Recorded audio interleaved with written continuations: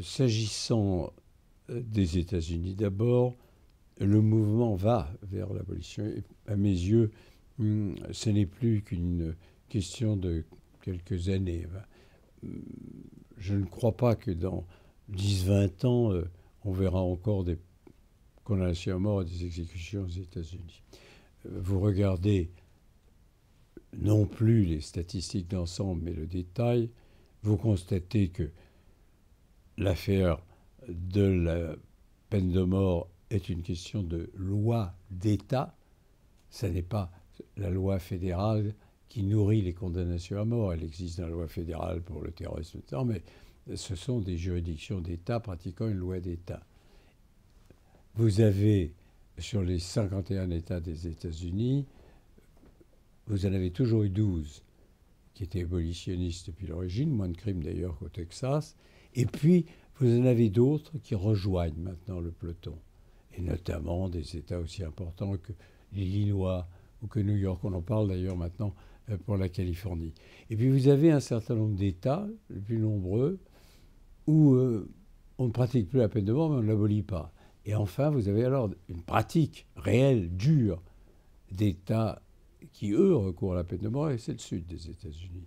Et dans le sud des États-Unis, ce sont les États du Deep South, à l'exception du Texas, qui demeure alors véritablement la terre d'élection des bourreaux en Amérique, plus de la moitié.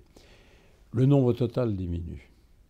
Chaque année, il y a moins d'exécutions. La jurisprudence de la Cour suprême, elle tente à rendre plus difficile toujours le prononcé de condamnation à mort. Elle en restreint le champ, elle durcit les exigences procédurales. Et le mouvement se poursuit.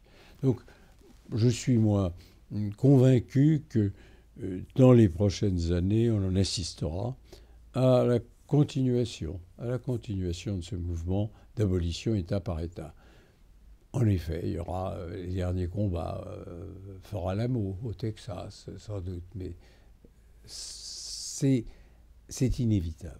Inévitable, c'est lié à la haute idée qu'on se fait de la justice aux États-Unis et à la conscience de plus en plus grande qu'on ne sait plus comment traiter cette question. Vous avez même ceux qui disent que ça coûte trop cher, ces procès, cette durée d'incarcération dans les quartiers de condamnés à mort, les multiples recours. Allez, supprimons tout ça et passons purement et simplement à la prison à vie sans possibilité de libération. C'est un autre aspect qui mérite d'être traité, mais ce n'est pas la même chose que l'abolition. Donc vous voyez, je suis prudemment mais résolument optimiste pour les États-Unis.